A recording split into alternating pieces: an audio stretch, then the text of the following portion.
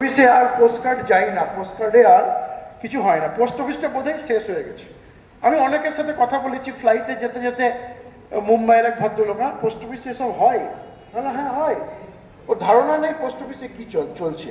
Post office মানেই চিঠি লেখার কাজ, কিন্তু পোস্ট অফিস মানে বিশ্বাস করুন না চিঠি লেখার কাজ নেই, কিন্তু পোস্ট অফিসে চিঠি আজও বিলি হয়। পোস্ট অফিসে পোস্টম্যানরা আজও চিঠি বিলি করতে যায়। তথাকথিত কুরিয়ার সার্ভিস যারা আছে তাদের কাছে গিয়ে যদি চিঠি দেন, দিল্লিতে সুপ্রিম কোর্টে একটা চিঠি যাবে, আপনার সঙ্গে সঙ্গে স্যার দেন, আপনার বাড়িতে এসে নিয়ে যাবে। তাকে বলুন বীরভূমের মুরারয়ের একটি গ্রামে চিঠি পাঠাবো, সে নেবে না। তার জন্য এই পোস্ট অফিস আছে যে আপনার গ্রামে পর্যন্ত সে চিঠি পৌঁছে দেবে। এটা বেসিক ডিফারেন্স। আমরা সরকারকে বারবার বলেছি, সরকার বলছেন there is no law to control them. সরকারের কাছে কোনো আইন ছিল না।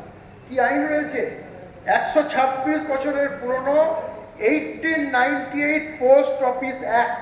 সরকার 1898 ব্রিটিশ কলোনিয়াল জামানার পোস্ট অফিস অ্যাক্ট, তখন যে অ্যাক্ট ছিল সেই অ্যাক্ট চলছে। সেই অ্যাক্টে কি ছিল?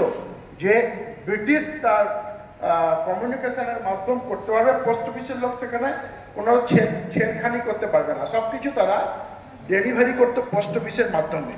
সেই অ্যাক্ট আজকে ডেটেও না। মাননীয় অশ্বিনী বৈষ্ণবজির সাথে একটা মিটিং হয়েছিল আমাদের, আমি সেই মিটিংয়ে ছিলাম।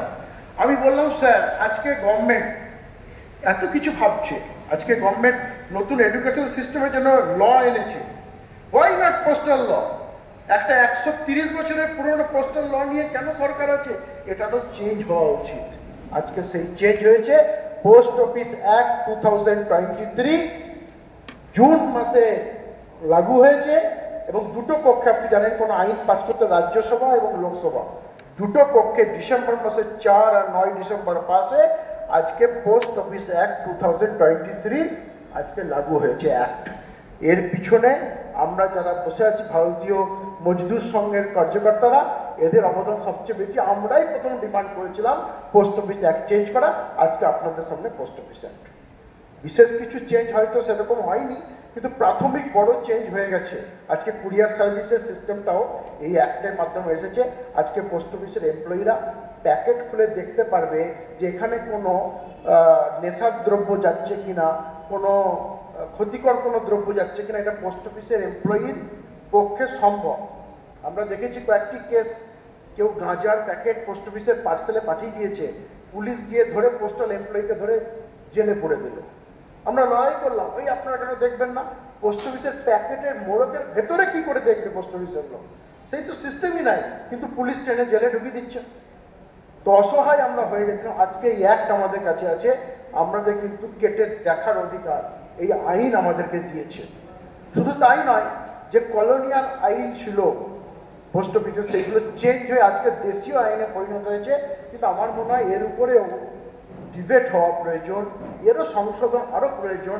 কিছু ক্ষেত্রে মনে হচ্ছে সেই কলোনিয়াল জিনিসগুলো এখনও স্টিল এক্সিস্ট করছে, তার জন্য আমাদের ডিবেট করতে হবে। আমাদের এই ধরনের সেমিনার আরও করতে হবে। আমি বেশি কথা বলতে পারবো না, একটা ট্রেনের ব্যাপার আছে, আমাকে চলে যেতে হবে। তাই আমি এখানেই আমার বাণী বিরাম রাখছি। আর আপনাদের অনুরোধ করছি, আজকে যে সুন্দর কার্যক্রম আপনারা করছেন সারা দেশে, আপনারা শুরু করুন। যেখানে বলবেন পোস্টাল ডিপার্টমেন্টের লোকেরা গোটা ভারতবর্ষের ম্যাপে যেখানে আঙুল রাখবেন, সেখানে আমার 50 জন লোক আপনার সাথে দাঁড়িয়ে থাকবে। এটুকু কমিটমেন্টের সাথে আমার বক্তব্য শেষ করছি। ধন্যবাদ। ভারত মাতা কি জয়।